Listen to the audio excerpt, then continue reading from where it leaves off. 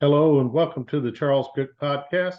The focus of this podcast is state and local issues here in the state of Tennessee. You can follow my podcast on Facebook, YouTube, Rumble, Spotify, iHeartRadio, Google Podcast, TuneIn, and Alexa. Just search for the Charles Cook Podcast. And also follow and subscribe on any of those platforms, and you'll be notified when I upload new content. And the best place to find those links for my podcast is on the webpage at charlescookpodcast.buzzsprout.com. And you can email me as well as charlescookpodcast@gmail.com. Today, my guest is Tracey Smith. She is from the group out of Knox County called Knox for Liberty. So welcome, Tracey, and kind of tell us a little bit about how your group got started, how and why it got started in Knox County. Thank you, Charles. And first of all, thanks for having us on this evening. It really means a lot to have a platform where we can make our voices heard. That's increasingly more important in the environment that we're living in now. The way that Knox for Liberty got started, we're just a grassroots group of conservatives. And, back during 2020, during the pandemic, most of us really hadn't been involved in anything political or any type of activism or anything like that. But 2020, I think, woke a lot of people up and made us realize that we have to be involved in our communities. We have to be involved in what's going on in our legislature. And so, there was a small group of us that started out, and we had been going to, county GOP meetings, different district GOP meetings. And I'll be honest with you, I went to one myself for 2.5 years. And what we were finding at all of these group meetings that we were going to, GOP, conservative groups and everything included, is, I'll be honest with you, Charles, it was like watching a congressional hearing. There's a whole lot of talk, but nothing was really ever actually happening. Yeah. And personally, I was going to these district GOP meetings, and, for 2.5 years, I heard a lot of talk, but we couldn't even get road signs posted out on the main highways to even let people know we were meeting. So it was the same group over and over again. Nothing was really getting planned. And their biggest concern was over the door prizes for the evening. So nothing was really getting done.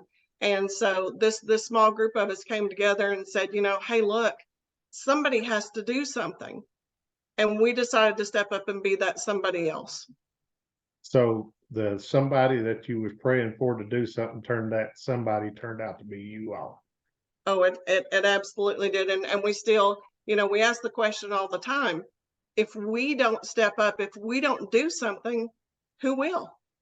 Right, exactly. And the party is not what I've found out. The parties are not going to do anything.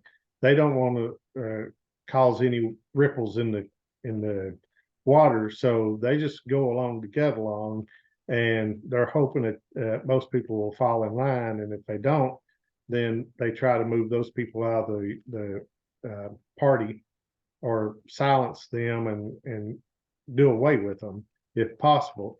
So this is the course that most people are finding out that they're having to take all across the state, really all across the country. Absolutely. So when y'all started your group, so how long have y'all been meeting now? So we officially started August of 22. So we're coming up on our anniversary. So it's appropriate. We have so many things happening next month. Yeah. So that's good. That's you're getting a year under your belt and learning a lot, I'm sure. Learning a lot. Yeah. So what is, with your group called Knox for Liberty, what is the focus of your group? Do y'all focus just on local issues? Do you get involved in state issues or national issues? Tell us a little bit about the focus of it. So we're local and state. So we're focused on what's going on in Knox County. But of course, anything that happens at the state level is going to affect us. And so we're focused on those Knox County issues and those Tennessee state issues. And, we don't really, we are not affiliated with either party. So now, that being said, we're probably honestly going to vote Republican probably 95% of the time, because the folks on the Republican ticket are saying what we want to hear. It would be hard pressed to vote for some of the Democrats, just because their policies do not align with our beliefs. And we are all about faith, family, and freedom. That's what we stand for. And that's why we're involved. That's why we're doing any of this now, is because we believe that those are the cornerstone and the foundation of our country.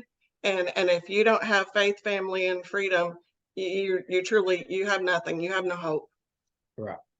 Well, that was going to be my next question about party affiliation, because I've done some interviews with some grassroots groups, and that's one of the things I'm focusing on this summer is local grassroots organizations.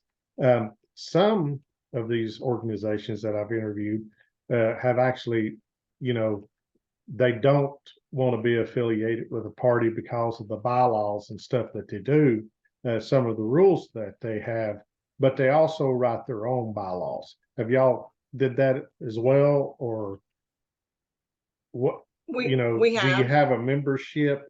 How does that work?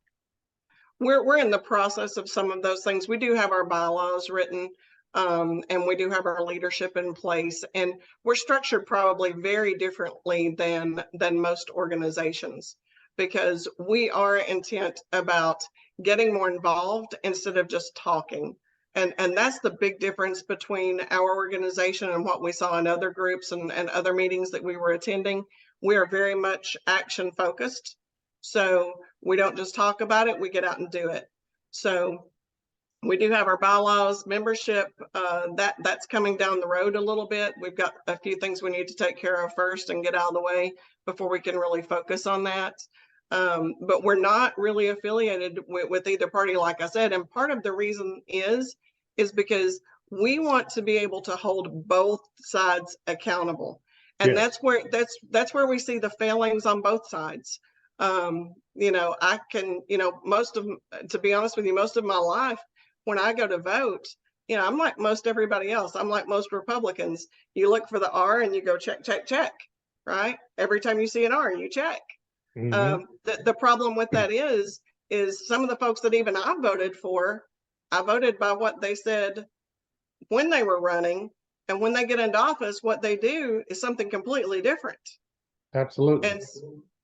And that's why, we want to reserve that right to hold them responsible. And what we see a lot of the Republican Party is they want you to go, check, check, check all down the R column, right? Right. But if something happens with one of their members of their party, they don't want to hold them accountable. And quite honestly, they don't want to talk about it. Yeah, I think we've seen a lot of that in Knox County with oh man, yes, the Democrat that run for state rep, and Eddie Manus. There we go. Yes. Yeah, so we saw a lot of that, and a lot of people went out and campaigned for him and went to bat for him, and then nobody was willing to speak up when he was voting and doing the things he was in Nashville. Exactly. And honestly, that's why I was really struggling going to some of the Republican club meetings, because they would bring in all of these elected officials from all over the state, but specific to our district usually. And when these guys would come in, I was asking them some tough questions, some questions that nobody else would ask them. And when I would ask them those questions, quite honestly, people in the room were getting upset that I was asking those questions, and they were very valid questions. Right. They didn't want to answer. Well, and that's why a lot of people are starting these grassroots movements, is because they're tired of the party pep rallies for these people, and they don't hold them accountable when they go and even go against what the party platform is about. And that's the sad thing is, even if they're against what they're doing is against the party platform, the party still won't hold them accountable for their action.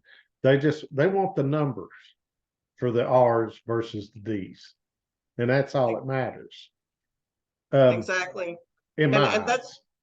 yes, and and like I said, that's exactly why we don't affiliate with either, because we don't want to be put into that category where as long as you have an R by your name, you just walk the line, and you don't say anything, you don't question anything, you just go along. And we're not about that. We're about being honest, and we're about protecting the freedoms of our citizens, especially in Knox County and in Tennessee. And that's what we stand for. And it's one of the things that we do in our organization is we monitor legislation. And one of the things that we have found particularly disturbing is the fact that we have a supermajority in the House and Senate in the state of Tennessee. And you're thinking, man, we shouldn't have a problem at all getting through some great legislation. And during the 2023 session, they failed us so miserably in multiple areas. And we monitor that stuff, and we want to make the people in our community aware of that, because it should affect the way that you vote. Yes. When it's time for you to go vote, you need to know this information. So, and it was crazy simple things that you would think, man, any red-blooded American would say, yes, this is a good bill. We need this. So HB 0388 would have stopped external campaign financing from other states. Yeah. So if you're a candidate in the state of Tennessee, you shouldn't be able to get funds from outside the state of Tennessee. You shouldn't have somebody in New York or California funding your campaign. And guess what? The bill failed. Yeah. And even that at that point, I mean, I agree with you on that. And also, if you're living in East Tennessee and you're having Democrats and progressives, whatever you want to call them, pouring money into a candidate in East Tennessee, to me, that's just as bad. I mean, Yes. 400 miles is 400 miles, whether it's in another state or in the same state. So, yeah, a lot of these people in office, the money that they have and are contributed to them, and we know this because of people that's done the work, like the Tennessee Conservative News and Brandon Lewis. Yes. Those folks have looked into this, and they've seen that a lot of their money comes from 90% most of the time comes from outside the district or even outside the state. Yes. And there were so many other things. I mean, it was more than just campaign financing. Right. There were so many other things in this session that, like I said, any red-blooded American would have said, yes, protect our rights, protect our freedoms. HB 0653. I mean, we can quote all of these to you because we watched and monitored all of these. The right to have someone with you in the hospital or in the nursing home. My uncle passed away during COVID in the hospital alone. Right. My aunt was not allowed in. My cousin was not allowed in, and he died alone. Right. And how dare you? How dare you, senators? How dare you, House representatives, vote against something that protects my rights to be with my family member or to have someone with me if I'm in the hospital? Right. And they failed us. Yes. And what we've learned, as I said, thanks to the Tennessee Conservative News, when they put out the follow the money, the thing that they put out, publication that they put out, is the biggest contributor to most of these people are the medical industry and the medical lobbyists. So you see that in action. So one of my other questions is, now, how often do y'all meet? When and how often do y'all meet? So our large group meets once a month. And by large group, I mean just people that just come into our meeting. Sometimes they're brand new, they're coming in for the first time. And mostly it's our regulars. It's people that show up every month. but we have several new people that show up every single month, you know, and have consistently since last August, and we continue to grow. So that once a month meeting really serves, you know, a couple of different purposes. It's mostly to inform the large assembly, you know, on what we're working on. Right. So here's our upcoming activities. Here's what we've just completed. Here's what's going on within the organization. Then the second part of that is it's to bring people in and introduce them to like-minded conservatives, to give them an opportunity. Sometimes you just need to vent, you know. Right. Sometimes you just need somebody like-minded that you can sit down and talk to, and it just it just makes you feel better. So it's an opportunity for them to network. And we usually have folks from other organizations, other conservative organizations that come to our meetings as well. So it's usually the first Monday of the month that we meet. We meet at Trinity Community Church on Central Avenue Pike here in Knoxville. And then outside of that, you know, monthly meeting, we actually split our group into 4 different divisions. And that's where all of our work gets done. So, you know, we have a digital media division, we have a membership division, we have an outreach division, and we have a government oversight division. And each one of those divisions, that's where everybody kind of breaks into little groups. And those are our work groups. And that's where all of the heavy lifting gets done. Sounds like y'all done quite a task in a little under a year putting all this together. So that's fantastic. Thank you. It's a great group of leaders. Yeah, and that's how you get organized and go after these people and hold them accountable, is staying focused and having people that's willing to do those things to get the information out and keep an eye on the local government. Now, question 2, have you seen a lot of refugees from other states coming in? You would be amazed. And I'll tell you, Charles, here's the thing that gets me. When I was going to the Republican Club meetings, what I was hearing in there was, you know, oh my gosh, we have to, everybody be careful because all of these people are moving in from all of these blue states, and you know, we've got to be careful. And I came to realize very quickly, those people that are moving to Tennessee, they're moving here because they are refugees. They're moving here because they were fleeing, you know, the mess that they were in whatever other state where they were living. And they were coming here because they assumed that we were deep red and that we were very conservative and we had the kind of values that they were looking for. And that's why they came here. We have a group that is full of people from Oregon, from California, from Illinois, I mean, everywhere. Pennsylvania. And yes, everywhere. And they ask me all the time, they say, you know, I don't understand. Why aren't the people in East Tennessee standing up? Why aren't they doing something? And I told them, I said, guys, you know, you got to understand, we've had it really good for a long time. Yeah, we've had it really, really good. And now we're just reaching that point where people are waking up and going, oh, wait a second, something's not right. Yeah. And we've got to do something about that now. And as you said, a lot of that happened with COVID. And yes, of course, I've been active in activism for a little while now. And I do know that people tend to wake up a little bit more when Democrats are in control than when conservatives are in control, or Republicans. I won't say conservatives, I'll say Republicans, because Barack Obama did a lot to grow the conservative movement. Mm-hmm. But when Donald Trump was elected, that movement went to sleep. Big time. They thought everything was great because Trump was there. Well, now we have Biden in office, and now you see people starting to wake up again. You know, it's a shame that it's a roller coaster like this.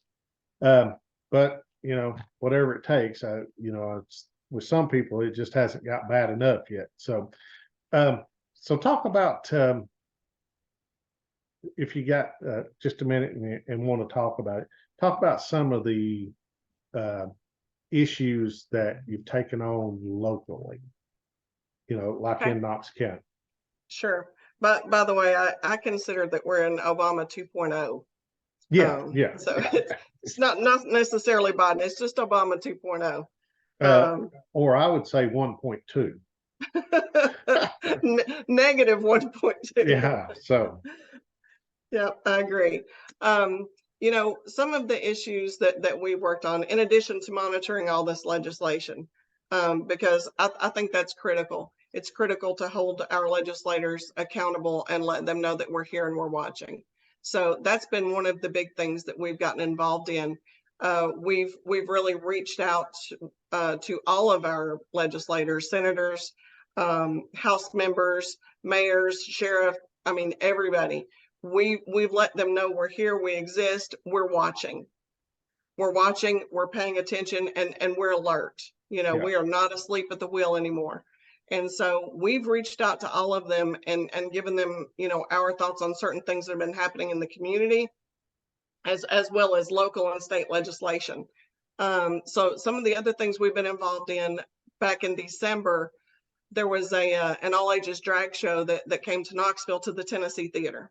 yeah, And, we are all about, it's our credo: faith, family, freedom. We believe in everybody's freedom, as long as it is not illegal and you aren't harming someone else. Knock yourself out. right. My thing that I always say is, you be as stupid as you want to be, because, I'm not the one that has to answer for that in the end. That's between you and God. And you're going to have to deal with that. So, you've got your freedom. But when it comes to children, we believe they are being harmed by some of the things that are happening. Right. And so that's where we draw the line. Your freedoms end when it harms someone else. Yeah. And so we stood against the all ages drag show. And, and I will tell you, Charles, I've never done anything like that before in my life, and most of us haven't. Most of us that are in this movement have never done anything like this before. But, we've reached a point in our society where you feel like there really is no choice. You have to, because, as I said, if we don't stand up, who will? Yeah. If we don't do something, who will? And the things that we saw on Gay Street that night, I'll just be honest with you. If you go to our Instagram page and you look at the videos, we went live that night, and it was scary. And, Yeah. and it wasn't about the folks over 18. We're not about that. If you're over the age of 18, like I said, that's your choice. That's your decision. You're an adult. If it's not illegal, you're not harming anyone, go ahead. Yeah. But there's a difference when you're harming someone, and in this case, we felt like it was harming the children. And I'll tell you another thing, Charles. One of the worst things I believe that anyone can do to an abused child is to realize that something is happening to that child. Something is wrong. Something doesn't make sense. You see that there's a problem. That child is being abused somehow, some way, and you see it and you know it, but you do nothing about it. And you do nothing. Yeah. You do nothing. And there's nothing that can harm a child more than that. Yeah. So it's sickening that people actually want to sit and let this happen to children. And I do know that, I've been in Morristown. I see my local news TV stations comes out of Knoxville, and I seen some of the stuff. So, and I seen some of the politicians there, how they responded and everything. So, with that, what kind of feedback, pushback have y'all met from politicians when you take up these issues like that? So we literally quoted state law to not only the city mayor, but the county mayor, the county sheriff, could not get a response at all from the city police. We sent state law. We sent all kinds of information. We sent the same laws that were used by Blount County to stop the show in their area. And we were told that those laws didn't apply. And, when we questioned that and said, but wait a second, Blount County just used these same laws and said, yes, they do apply. So why do they not apply in Knox County? And we were told, we just don't know, but they don't apply. Right. And so they said, and their answer was, but don't worry, because we're going to put in legislation in January, and don't worry, just wait for that. Well, that's all well and good. You can talk about it when you get into office in January, and it won't go into effect until July. And then you go through everything that we went through with people being bussed in from out of state to scream and yell and roll around on the street and act like it's a travesty for us to protect our children. Right. And we got a lot of non-response, and we got a lot of unfavorable response, I'll say. Yeah. The thing that was probably most telling was when the city mayor actually went into the show and was taking selfies and smiling with all of her friends and talking about what a great show this is. Yeah. Now, Charles, I'm not a young pup anymore. I wish I was, but I'm not. And I've lived long enough to say that, there's been things that I've seen. And I have seen drag shows before. And when I saw them, the drag shows were mostly, they were imitators, know. It was somebody doing an imitation of Dolly Parton, or, in my time, it was like Dionne Warwick and some of those. And, and it was great. And it was funny. The things that are happening in these drag shows, and I was just speaking to someone about this very recently, because people truly don't realize what's in it.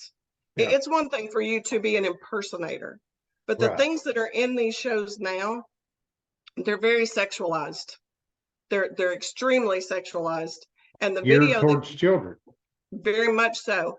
And and I'll just be honest with you, when I watched the video of the same production company that did the same show in Texas, like a week or two before, I think they came to Knoxville, and watched that video of their show, I literally sat and cried, because there were children right in the front audience being subjected to all of this, and those kids don't know the difference. Yeah. And their parents were laughing, and it was sad. It was very, very sad. Yeah. And those kids will never forget what they saw. They will not. They will not. And people don't realize that the way that your brain works, when you see something, that is emblazoned on your memory. And whether you want to or not, the brain's a funny thing. And whether you want to or not, at some point in your future, you're going to have a flashback of some memory. And it's going to be completely, it's beyond your control. It's not something that you want to happen, but you're going to have some memory flashback of something that's happened in your past, whether you want to see it again or not. Right. And, people just really don't, they fail to recognize that. The other thing is like you said, people here are still very much asleep. They don't realize that those things are bad, and they are here. They're not just in New York. They're not just in California. They're here. Yeah. Absolutely. And they're all focused on what's going on in Washington. They can't believe what's going on in Washington. And they would freak out when they realize what's happening in their own backyard. Yes. Yeah. And so another statistic I just have to tell you, Charles, because this really shows you kind of how out of touch people in our own community are with what's going on right here. So before that show back in December, I reached out to some of the largest churches in Knox County and said, this is going on. Are you aware of this? And do you know that I could not get a single church from Knox County to stand with us? And there are almost 700 registered churches in Knox County.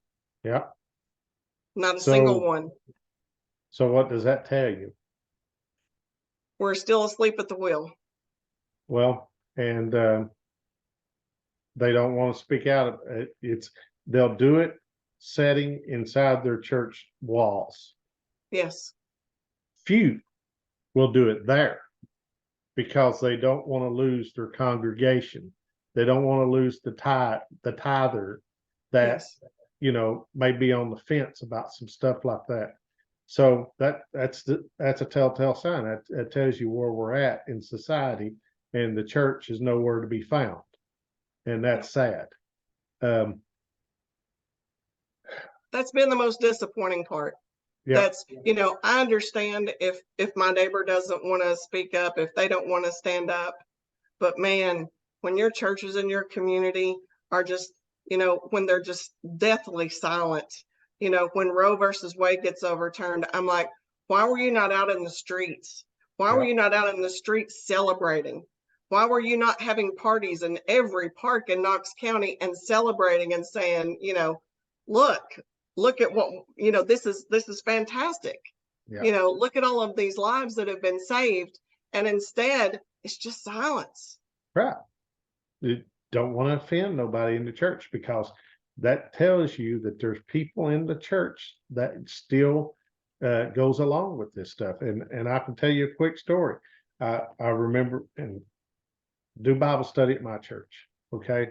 And I remember an older gentleman talking one night, and some of the gentlemen were talking, and a guy, Republican, said something about Democrats supporting abortion, and I heard a gentleman say, "Hey, I vote Democrat all my life, and I do not support abortion." Well, you know what? You do. If you're voting for these people, you do, and that's a sad fact, and that's what these people think. Well, I vote for this, you know. I vote for them, but I don't support what they're doing. Well, yes, you do, and it's the same way with Republicans as well. Republicans are not perfect either, and you have some of those folks that do the same thing, and I've talked about it in other podcasts and everything. They'll vote for an omnibus bill that gives money to Planned Parenthood. Don't talk about Democrats when you're going to vote for something like that. It funds that. So, um, but we could go on all night about that stuff. So, Yes. so what do you have anything pressing in Knox County right now that you're watching, that your group is watching, that you'd like people to know about? So the thing that we are watching right now is, of course, what probably everybody in the entire state is watching, and that is the upcoming special session. Right. And so we are focused on that right now because, again, our Second Amendment shall not be infringed. Our rights to protect ourselves, our homes, our families shall not be infringed. And this special session it's unnecessary. It's focused on all of the wrong things. And there's a whole lot I could say about that, but just to say that we support the Second Amendment, and we vehemently do not support anything that would even attempt to infringe on that. And so we're focused on that right now. So we'll be doing some things coming up at our Freedom Fest in August to help the folks in our community to be able to take action against that.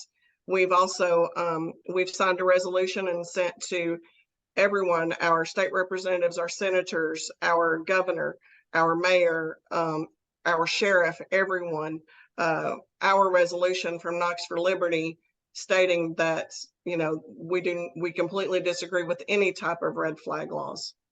Yeah, that's good. And any reply to that? I received one single reply, and it was from one of our county commissioners. And basically it was just, we've received your email and thank you for sending us this information. And everything else was radio silence as usual. Absolutely. So, and we've come to expect that. Yeah. But that doesn't slow us down. That doesn't make us stop. Right. Absolutely. Put on more steam. So you brought up Freedom Fest. So yes. So tell us about Freedom Fest. So Freedom Fest, and I'm sorry, I know I've got some shadows going in here. Oh, you're fine. As the sun's starting to set. Yeah. So we have our Freedom Fest. This is the largest event that we've taken on so far. And so what we're doing is on August the 19th at Creekside, Good Food, Good Vibes. At that location, it's at 6729 Malone Creek Drive here in Knoxville. And it's at the corner of Shod Road and Oak Ridge Highway. So if you know where that location is, you know where this place is. And what we're doing is we are bringing together singers, entertainers, and conservative groups and vendors from all around the area. And we're just going to have a great evening of just a whole lot of fun, some great food, and an opportunity to really network with a lot of great conservatives. So, and I can give you a list, Charles, of everybody we got coming. So, put it out there. Okay, this is my plug for the evening. So again, it's August 19th. It will go from 5 to 10 p.m. And again, the address is 6729 Malone Creek Road. And we'll probably open the gates at 4:30. You can get your tickets online at our website at knoxforliberty.org. And if you go to our website there, it gives you all of the details, information about all of our speakers and everything. We have a great entertainer coming. Christian comedian Brad Stein is going to be one of our entertainers, and he's going to be our MC for the night. So he'll be with us all night long, which is fantastic. And in keeping with our credo of faith, family, freedom, we have speakers in each one of those categories. So we have Pastor Ken Peters from Patriot Church in Lenore City. In our faith category, we have Nicole Hirschberger. She is with TPUSA Faith, which is Charlie Kirk's organization, Turning Point. We have Andrea Gomez, who is the Tennessee State Director for Citizens for Renewing America. We have Bernadette, and I believe she pronounces her name Pager. She is the leader of the Tennessee chapter of Children's Health Defense. We have Maria Wagner, who is Moms for Liberty. I'm sorry, Moms for America. We have Brian Ritchie and Justin Lafferty, who are two of our state representatives. We have Nate Dressel, who is a former Green Beret and the owner of Frontier Coffee. And he's going to be talking about some of his experiences as a small business owner, a conservative small business owner, and some of his challenges, some of the things he's gone through COVID and so forth. Tori Venable will be here. She's the Tennessee State Director for Americans for Prosperity. And Jeff Cobble, who is a constitutional attorney from Greenville. I'm really excited about this one, Charles, because he is going to be talking about what our Constitution says is our responsibility as U.S. citizens in protecting our freedoms. So I'm super excited about that. And then Willie Franklin is a singer and songwriter who has performed with multiple country artists like Dolly Parton and, a lot of country artists. And he's going to be providing some of our music for that evening. We still have some vendor spots available. We still have some sponsor spots available. And there's still plenty of tickets online if you just go to our website at knoxforliberty.org. So what's the price on the tickets? The price on the tickets is $20 for the entire evening, and children 17 and under are free. Okay. And now vendor spots, if somebody wanted to be a vendor there, is there a cost for that? There is. It's a 10 by 10 booth space, and they supply their own table, their own tent, and it's $100 for the entire evening. And I'll be honest with you, the only reason that we're charging anything at all, none of this is about making money, because believe me, we're not about that. We're about getting the word out and getting our community involved. And the whole purpose of Freedom Fest is twofold. It's to promote conservative groups and conservative vendors and businesses in our area, get them out into the public's eye and show everybody where they need to be spending their money and where they need to be getting involved. And then the second part of this is, and this is my ongoing joke through all of our meetings, and you can ask anybody in our group, I say this over and over again, it's to get you off your couch. Absolutely. It's to get people in our community off their couches and get them involved in the community and what's going on in the community.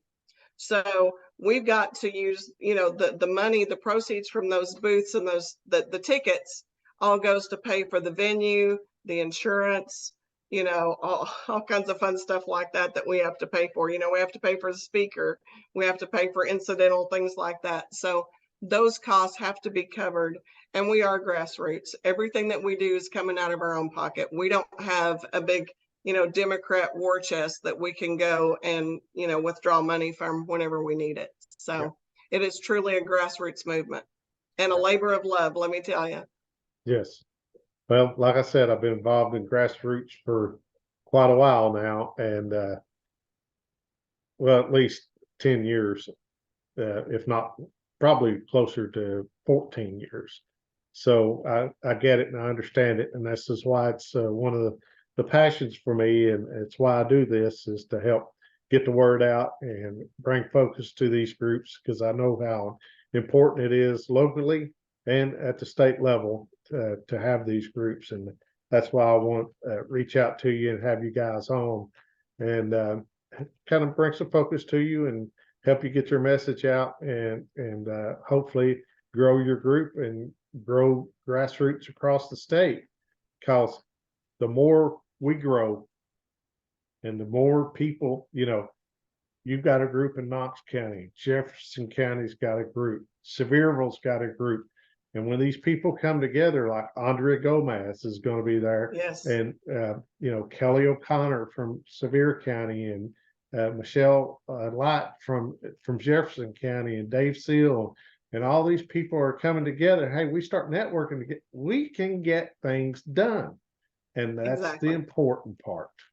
So, and that's how you do it. And people, hey, we can work with these people. We can bring heat to these people, to these politicians, and get things done.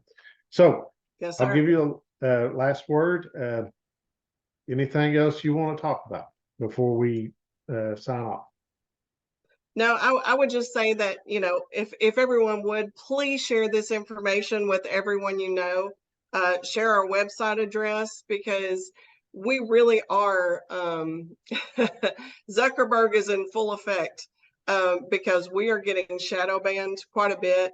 And we're literally having to go old school to get some of this message out about our Freedom Fest, because we're getting shadow banned on a lot of the platforms. I could go on and name some more bills that failed us this past session that would have protected us from some of this. But I won't list all those.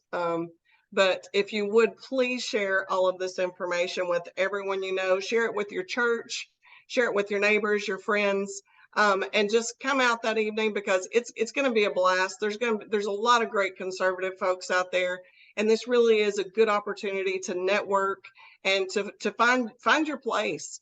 If you're sitting at home on your couch and, man, you're like we were, and you're just really frustrated, and you're starving for leadership because you want to do something but you don't really know what to do, come out and talk to these groups and find your niche, find your group where you can start getting involved, because we are all working together.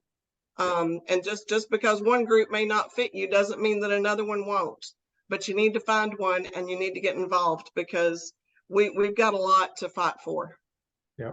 And if you're from a county that you don't have one, show up at one of these meetings, and these people can help you get started to start a group in your county, in your city. Doesn't have to be named one of these groups, like one of these. You can do it whatever you want, but get involved. Absolutely. Get involved and do something besides get together and complain. Get involved, hold people accountable. With that, Tracey, I thank you for joining me this evening and sharing the message of your group and what y'all are doing, and Freedom Fest. And as she said, spread this message, especially if you're in Knox County or the 865 area code coverage area. Share it with people, and maybe they'll show up and enjoy this and collaborate with other conservatives. So with that, I say thank you. God bless every one of you, and have a great day. Stay safe, and we'll catch you on the next podcast. Bye-bye.